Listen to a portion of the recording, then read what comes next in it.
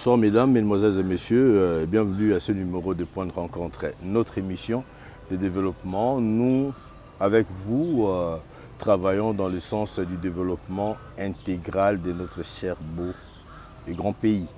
Le développement par ceux qui veulent que le Congo soit grand, le développement par tous et pour tous. Aujourd'hui, nous avons l'honneur et le plaisir de recevoir Michel Mokengere, leader d'opinion, qui sillonne les Congos depuis un certain temps avec beaucoup de convictions. Nous allons aujourd'hui, à travers cet entretien à bâton rompu, réfléchir sur un paradigme nouveau, une manière d'être nouvelle pour les Congolais. Qu'est-ce qu'il nous faut? Devrions-nous toujours attendre des solutions des autres pour le problème de route, pour le problème d'organisation, pour le problème d'éducation? On doit nous apprendre toujours à manger, à marcher, à dormir. Et il y a des gens qui sont révoltés par cette inertie et qui voudraient faire changer des choses, mais à l'interne. Pour ce faire, je le dis, nous recevons M. Michel Mokengere Nama. Bienvenue, cher Michel, et merci d'être là. Merci beaucoup. Je vous ai présenté comme leader d'opinion pour des opinions pour un Congo qui veut aller plus loin. Qu'est-ce qui vous choque dans le chef du Congolais aujourd'hui? Commençons par l'autre bout. Qu'est-ce qui fait qu'aujourd'hui vous soyez là en train de chercher à distiller des idées pour développer, améliorer le Congo? Qu'est-ce qui vous choque dans les chefs du Congolais? De partout, hein, de Kinshasa, de Bukavu, de Lubumbashi. Et on a quelque chose en commun qui nous tire, semble nous tirer vers le bas. Et c'est quoi? Merci beaucoup Serge pour cette invitation déjà. C'est vrai que nous sommes tous Congolais. Nous vivons dans un Congo qui, depuis un certain temps, relativement très long, le Congo est en train de patauger dans une spirale dont on ne connaît pas le bout. Et effectivement, lorsque nous regardons, nous lisons l'actualité, nous lisons même l'histoire de notre pays, par rapport à notre potentiel en termes d'habitants, notre potentiel en termes de richesse, c'est quasiment incongru que nous puissions vivre la vie que nous menons aujourd'hui. C'est ainsi que nous avons démarré une série de réflexions pour essayer de comprendre quelle est l'origine des maux auxquels nous faisons face. Alors dans notre réflexion, nous nous sommes dit que tout tourne autour de la politique. Tout tourne autour des choix politiques. Tout tourne autour des choix des politiciens. Nous avons actuellement une classe politique au Congo qui s'est installée. Une classe politique qui s'est organisée d'une manière à ce que c'est un métier. Un métier où il faut que tout le monde soit toujours en place, quelles que soient les idées, quel que soit le bilan, quelles que soient les visions. Et en fin de compte, sur 80 millions d'habitants que nous sommes, il n'y a qu'une poignée de gens qui font des choix pour 80 millions d'habitants, mais qui, après un certain temps, portent un bilan qui est négatif. À un moment donné, il faut que tout le monde puisse se réveiller et se poser les bonnes questions. Et c'est ainsi que nous avons conclu que le problème du Congo aujourd'hui, c'est sa classe politique. Une classe politique qui mérite, qui a besoin d'être renouvelée. Parce que quand vous regardez sur les 80 millions d'habitants, comme je disais tout à l'heure, admettons qu'il y ait à peu près 50 millions qui sont en âge de voter. Moins de 10 millions de Congolais sont militants dans des partis politiques. Moins de 10 millions de Congolais sont intéressés par la gestion de la chose publique et laissent ça à une classe politique qui, au finish, fait ses politiques de la manière qu'elle veut. Ici, nous ne parlons pas d'un regroupement en particulier, mais nous parlons depuis l'indépendance jusqu'à ce jour. Il est grand temps de faire table rase. Et c'est pour ça que nous avons pensé qu'il était urgent que nous puissions faire un appel au rassemblement de tous les leaders d'opinion au Congo. Qu'est-ce que j'appelle leader d'opinion? Pour moi, un leader d'opinion, c'est toute personne qui est capable de regrouper un certain nombre de personnes derrière une certaine idée, derrière une certaine vision, et les convaincre pour que les gens puissent suivre cela. Alors là, je parle vraiment de toutes les classes sociales, de toutes les souches, de toutes les corporations professionnelles ou pas. Nous sommes plus nombreux que tous ceux qui composent cette classe politique.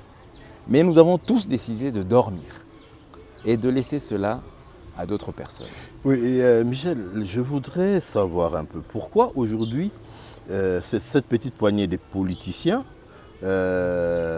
continue à drainer la grande masse alors que nous sommes dans un pays qui a des potentialités énormes, qui peut créer des hommes, des opérateurs économiques, des opérateurs culturels. Pourquoi c'est seulement ce seul secteur de la politique qui tient la trajectoire haute à toute la société? Qu'est-ce qui se passe? Pourquoi on ne perce pas sur les autres domaines, je l'ai dit, de l'économie, de l'entrepreneuriat?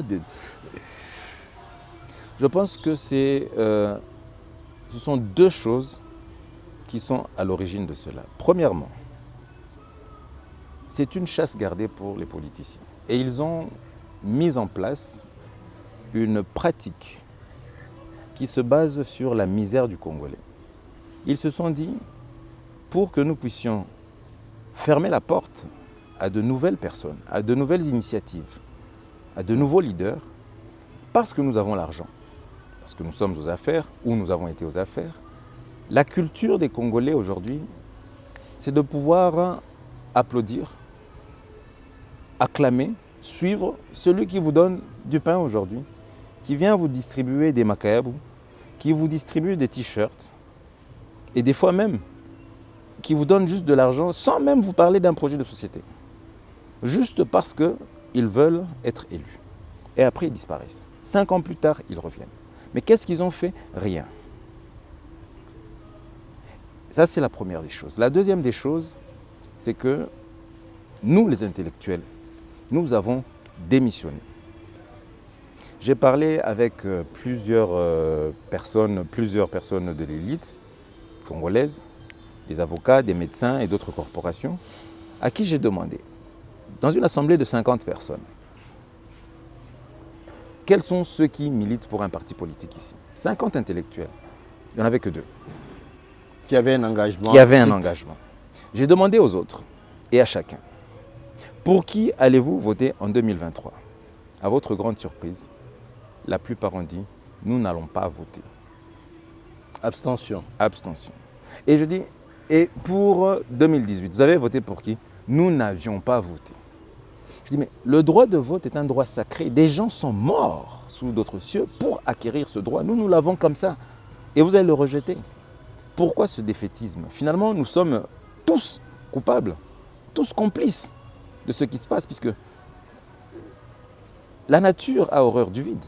Si vous, vous démissionnez, si vous, vous refusez de prendre cette place, d'autres la prendront. Alors arrêtez de crier, arrêtez de vous plaindre des politiques, puisque c'est vous qui leur laissez le champ libre. Donc à un moment donné, il faut savoir se dire que trop c'est trop, on arrête. Organisons-nous, identifions-nous, chacun dans son coin. Ne faisons pas une organisation de notables, un club d'amis ou de népotisme, non. Organisons-nous avec des anonymes, chacun dans son coin. Rentrons dans une vision, comprenons cette vision, enrichissons cette vision et proposons aux Congolais quelque chose de meilleur. Parce que le Congo le mérite. Proposons aux Congolais quelque chose de meilleur. Mais c'est toujours cette réflexion-là en français depuis 60 qui tient le pays à ce niveau de pauvreté. Qu'est-ce que Michel Oukengere pense amener de nouveau dans cette réflexion pour que le Congolais puisse enfin se réveiller et puis redevenir lui-même, c'est-à-dire que s'assumer par rapport à tous ses droits, notamment le droit de vote, mais aussi être la sentinelle de la gestion de sa société. Ça s'articule autour de quoi, ces idées? Ces idées s'articulent déjà de prime abord autour de la probité. De la probité des animateurs, des leaders qui doivent s'organiser.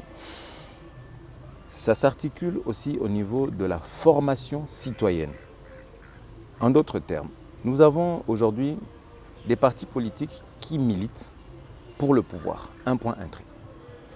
Et si par surprise ils arrivent au pouvoir, ils ne sont pas préparés à prendre le pouvoir.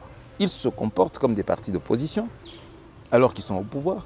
Ou bien ils sont au pouvoir, ils se comportent d'une manière désordonnée, désorganisée, chacun à la Zorro. Et finalement, on se retrouve dans un marasme. Nous proposons que, dans un premier temps, que les leaders d'opinion puissent s'identifier, qu'ils puissent adhérer à une vision commune et se l'approprier. Après, il va y avoir des séminaires d'induction. Nous comptons organiser une université d'été d'ici mars où les leaders qui se seront identifiés vont passer une semaine à pouvoir maîtriser la gestion de la chose publique, à comprendre les méandres et à renforcer leurs capacités en termes de gestion. Nous allons faire du brainstorming afin que on puisse présenter des personnes neuves aux Congolais. Parce que le Congolais, au jour d'aujourd'hui, si vous lui demandez pour qui il va voter en 2023, vous pouvez citer tous ceux qui sont connus. Je vous garantis, bien plus qu'une alternance, le Congo a besoin d'une alternative. Et organisons-nous ensemble pour créer cette alternative. Mais vous ne rêvez pas un peu trop, vous ne rêvez pas les yeux ouverts. Vous avez parlé des probités, mais il s'agit de qui? Il s'agit de cette société. Aujourd'hui, il suffirait que vous soyez nommé ministre et pour voir que même pas votre parti politique qui vous a soutenu, mais c'est votre famille qui sera au cabinet, qui sera aux affaires, ça sera le copinage, ça sera vraiment les rapports familiaux et même pire dans les bureaux, on ne parlera que le patois. Alors, comment voulez-vous induire quelque chose de neuf avec une mentalité ambiante de ces gens? Serge, effectivement, ce sont ces choses-là que nous voulons combattre. Et dès le départ, nous avons un certain nombre d'antivaleurs que nous allons mettre en exergue et qui vont figurer dans le code de conduite du LRP. C'est-à-dire que, moi le premier, j'ai une famille. J'aurais lancé un mouvement qui serait composé des personnes de ma famille. Avec mon argent, j'aurais pu organiser toute une machine avec des gens que je connais, un club de notables. Et vous présentez en mettant comme suppléant femmes, cousins, enfants, beaux-frères. Mais nous avons fait le choix de créer une organisation d'anonymes. Au jour d'aujourd'hui, Serge, dans les groupes que nous avons créés et qui sont en train de s'étendre, la plupart des gens, dès qu'ils se saluent, se disent enchantés. Moi, le premier, j'en connais très peu, si pas du tout. Mais nous avons juste un point commun, c'est que nous avons adhéré à une vision que nous avons divulguée dans notre vidéo d'appel au rassemblement. Que nous allons voir tout à l'heure. Donc si je comprends bien, vous faites un travail, mais en ligne, sur le net, où vous créez des réseaux de discussions, de rencontres avec des amis, c'est ça, si j'ai bien compris? Exactement. Au fait, notre but, c'est un but non seulement d'abord moralisateur, c'est un but de pouvoir rassembler tout le monde et par les moyens de bord. Vous savez, ce n'est pas facile de lancer un mouvement dans ce pays, mais nous avons aujourd'hui l'avantage d'avoir les télécommunications, les réseaux sociaux. Nous en servons juste pour appeler, pour envoyer des messages, mais nous ne nous en servons pas pour la bonne cause. Pour se filmer, même dans des postures compliquées. Je ne vais pas m'étaler sur ça, mais vous l'avez dit. Malheureusement, c'est Malheureusement, oui. Alors qu'avec cet outil, il y a une source de communication et de regroupement très importante. on peut véhiculer des messages, on peut comprendre, échanger, sans jamais se rencontrer, sans jamais se voir, et finalement se regrouper en fonction des zones géographiques où nous sommes, et commencer à se voir, à échanger, à parler de la vision, et à répandre cette nouvelle, afin que, en très peu de temps, on va construire tout un réseau, comme une toile d'araignée, des personnes qui ne se connaissaient pas au départ, mais qui ont un seul point commun, leur passion pour le Congo. Mais cette mobilisation 2.0, Michel, vous pensez que ça va tenir dans un pays comme le Congo? Si déjà, tout le rassemblement politique qui descend dans un coin X, n'ont affaire qu'à cette même population aujourd'hui qui prennent le polo de tel leader, de tel autre, qu'est-ce qui fait que là, vous aurez des gens de conviction si ça se passe en ligne? Que les gens qui adhèrent, qui viennent vers vous, viennent avec toute la bonne volonté, avec une nouvelle mentalité. Au jour d'aujourd'hui, nous ne vendons pas notre sourire, notre barbe ou quoi que ce soit. Nous proposons un programme. Un programme qui est détaillé en 6 axes. Un programme qui est clair, avec des orientations claires. À telle enseigne que c'est ce programme qui doit attirer les personnes qui viendront avec nous. Parce qu'il y a des gens qui vont faire des votes sanctions. Parce qu'il y a des gens qui sont prêts à s'abstenir. Et parce qu'il y a des gens qui n'ont jamais voté, qui vont voter, surtout vous, les étudiants. Quel avenir pour vous? Regardez ce qui s'est passé, nous, notre génération, ce qu'elle a connu, avec les mêmes personnes. Donnez une chance, afin qu'on puisse parler maintenant du Congo sous un autre angle. Pas Première République, Deuxième, Troisième, Quatrième, Cinquième, non. Nous proposons aux Congolais qu'on puisse réécrire l'histoire et qu'on puisse parler de 2 ères. La première ère qu'on va considérer comme l'ère des pères de l'indépendance. On va considérer que les pères de l'indépendance avaient acheté le terrain Congo, ils ont fait les papiers pour le terrain Congo, ils ont même dessiné l'architecture de la maison Congo à construire, ils ont fait la fouille et on va dire que tous les régimes qui se sont succédés jusqu'à maintenant, eh bien, ils ont fait la fondation. Nous ne voulons pas rentrer dans des polémiques à juger qui que ce soit parce que nous estimons, personnellement j'estime que chaque régime a connu ses défis et y a fait face comme il le pouvait. Donc, point n'est besoin de parler de ce qui s'est passé ou ce qui se passe. Parlons plutôt de ce qui va venir. Proposons aux Congolais une construction intelligente du pays. La fondation est déjà là. Nous, on veut maintenant proposer aux Congolais qu'on puisse faire l'élévation des murs, la charpente, la toiture.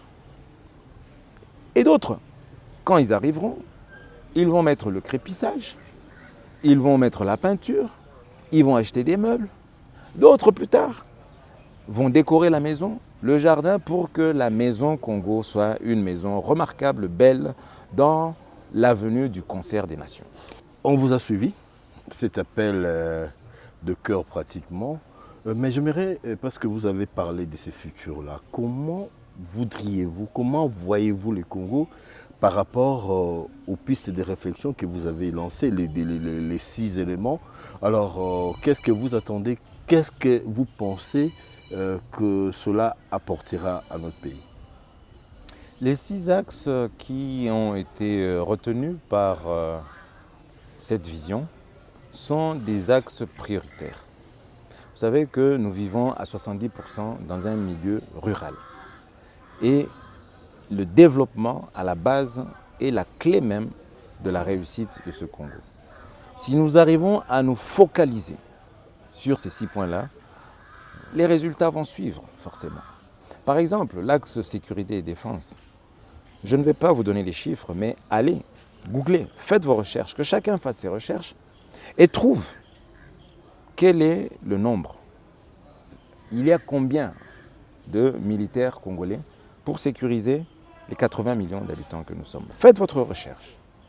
Faites votre recherche, allez voir quel est le barème salarial des forces qui nous protègent.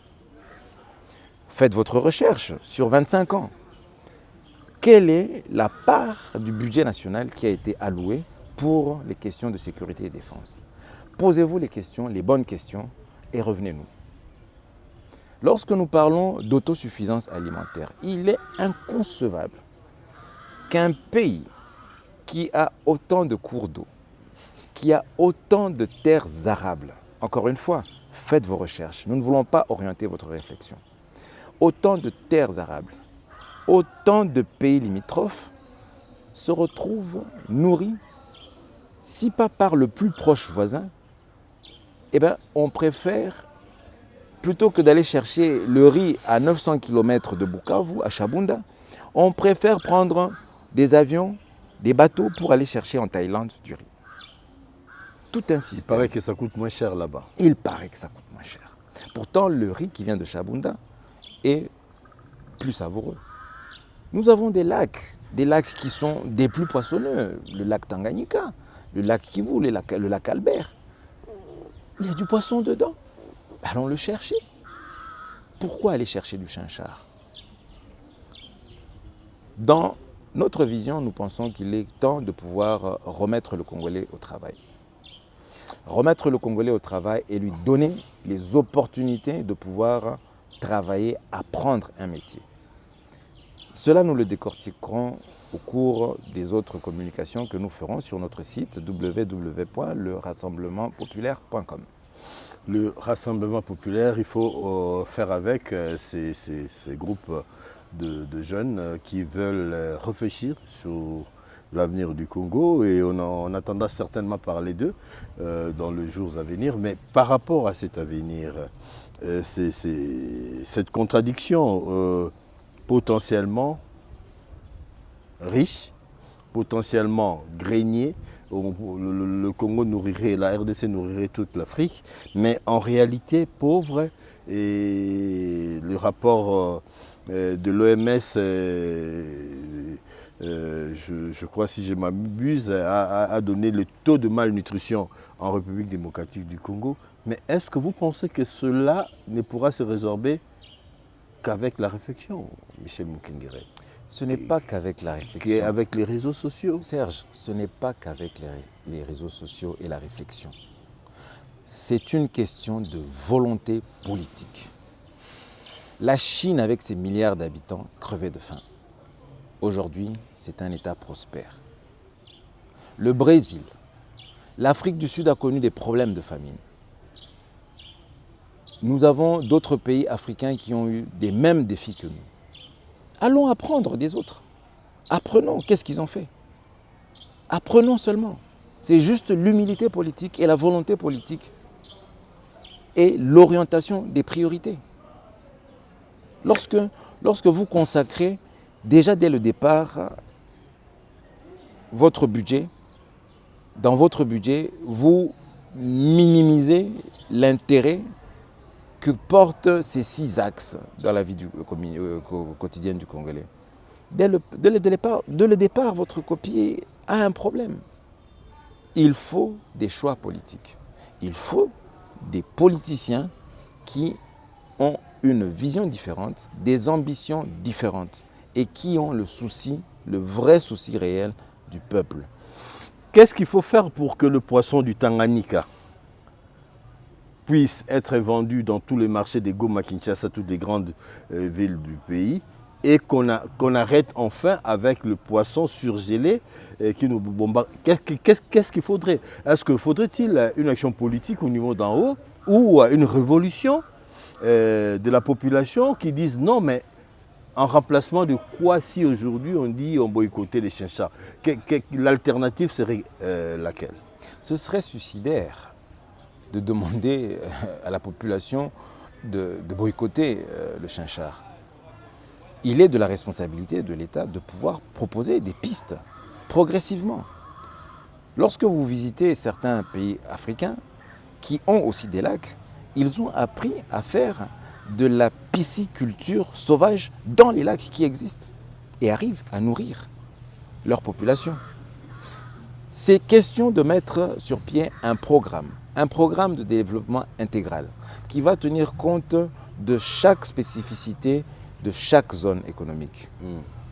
Il existe de plans généraux de développement, PDRCS, quelque chose comme ça. au ministère du Plan, ça a toujours existé. J'ai eu à les parcourir sur plusieurs années. Ce sont des bien belles choses. Mais souvent, on ne met jamais les bons animateurs à la bonne place. On ne consacre pas les moyens qu'il faut à ces programmes. Et finalement, ça reste des slogans. Il faut qu'on ait une nouvelle vision, une nouvelle impulsion, une nouvelle rigueur dans la gestion de la chose publique pour que des vrais choix, des bons choix soient faits. Et là, on va apprendre à nos populations comment pêcher ce poisson du lac Tanganyika. On va créer un réseau pour que la production passe de l'artisanal à l'industriel. Comment s'organisent vos rencontres, les discussions pour ceux qui aimeraient vous rejoindre? Ça se passe comment? Nous avons, comme je l'ai dit, un site internet sur lequel vous pouvez avoir toute la possibilité de nous contacter. Il y a des groupes WhatsApp qui sont ouverts maintenant dans pratiquement toutes les villes de la République démocratique du Congo. Par exemple, pour Kinshasa, hier encore, on a ouvert le 26e groupe LRP Kinshasa. À Bukavu, il y en a 5, à Lubumbashi, il y en a 3, et ainsi de suite. Les gens sont en train de suivre. Nous sommes sur les réseaux sociaux. Il suffit de taper les bons mots-clés. Il suffit du bouche à oreille, intéressez-vous à la vidéo et vous allez avoir tous les contacts. Donc nous sommes en train de pouvoir occuper l'espace médiatique petit à petit, petit à petit. La vidéo arrive par vous. L'espace national. L'espace arrive dans votre... disons, la vidéo du lancement du LRP, de l'appel au rassemblement arrive dans votre téléphone. Ne la gardez pas pour vous. Partagez, partagez. Et de fil en aiguille, à un moment donné, comme une toile d'araignée, comme une ruche, nous serons partout. Et nous allons tous nous lever pour que nous puissions apporter au Congo ce qu'il mérite. Avant de clore cet entretien, Michel, je vais utiliser un langage sportif. Alors, avec ce travail 2.0 sur le Merci net, 2.0. comment transformer l'essai, comme on dit en rugby, comment faire en sorte que ce qui est virtuel passe à la réalité? Parce que je sens que vous montez en puissance un peu partout, mais c'est quand même l'étendue du Congo. Et ces gens-là, à un certain moment, ils seront appelés à prendre un engagement concret. Ça va se passer comment? Au risque de vous laisser sur votre faim, je vous donne rendez-vous dans 3 mois et on en reparlera. Vous verrez. Ok, le rendez-vous est pris dans 3 mois. Vous êtes témoins. Et vous et nous serons là pour écouter encore Michel Mukengere que nous avons reçu avec beaucoup de plaisir. Mais pour terminer, je vous donne la parole. Vous regardez la caméra, vous vous adressez à ceux qui aiment le Congo comme vous, qui aimeraient faire des choses pour son développement. Nabité na kolo bana lingala na loba na français loba na lingala na loba na swahili loba na loba mukie na lingala bandeko na loba na lingala facile o bino nyuso bokoyoka bana Congo tolali pe mingi Congo oyo eza Congo ya biso nyuso plus tozolala plus passe ezobakisama tolamuka totelema kaka ndenge bakomi koloba batu nyonso bakomi koloba te mboka oyo esengeli sikoyo toluka elenge moko oyo auti na bandako wana ba politicien te parce que ezaka lokola bandako ya banganga toluka elenge moko asangisa bilenge mususu batu ya sika baya na makanisi ya sika baya na posa ya sika po Congo ekende liboso. On ne peut pas continuer à faire du neuf avec du vieux. Non, 3 fois non. Si on continue dans notre léthargie, nous sommes tous coupables et responsables de ce bilan. Si vous voulez continuer à en être responsable et à en répondre, arrêtez de faire, continuez à faire ce que vous faites. Ne faites rien, ne vous engagez pas. Continuez. Et arrêtez de parler de la politique, puisque finalement, vous n'en voulez pas. Mais si vous êtes, vous aussi, révolté par ce qui se passe, wandugu wapenzi, mulamuke. Yafaa munachele mambo. Wachele mambo ni kusema usingizi inapita, tulamuke, tushimame, tujifunze gisi na shie, tunaweza sema sasa tunakamata mambo mikono. Hatutakuwa tunachia tu bale tu ndio biko nafanya kazi. Balianza, banafikisha, banachoka. Ils ont montré leurs limites. Inalomba tujifunze sasa mambo ya mupya. Na haiko asime parti politique au organisation politique ya mupya yenye tutafanya yenye ikwamo ba baron, ikwamo ba leader, ba notable, ba fulani majina zinajulikana. Hapana. des inconnus, des anonymes. Vous êtes leader, vous prétendez être leader, prouvez-le. Et on va s'intéresser à vous, on va vous dénicher et on va aller ensemble. Merci. Dans 3 mois, on va ajouter les Kikongo et les Chiluba. Merci Michel d'avoir Tout été justement, là. Kikongo et Chiluba, je suis en train d'être coaché. Dans 3 mois, on ajoutera. Merci d'avoir été là. Merci à vous qui avez suivi cette émission. C'était Point de rencontre pour un Congo nouveau. Et c'était avec plaisir qu'on a présenté cette émission. On a reçu Michel. Portez-vous bien. À très bientôt. Ciao. Merci.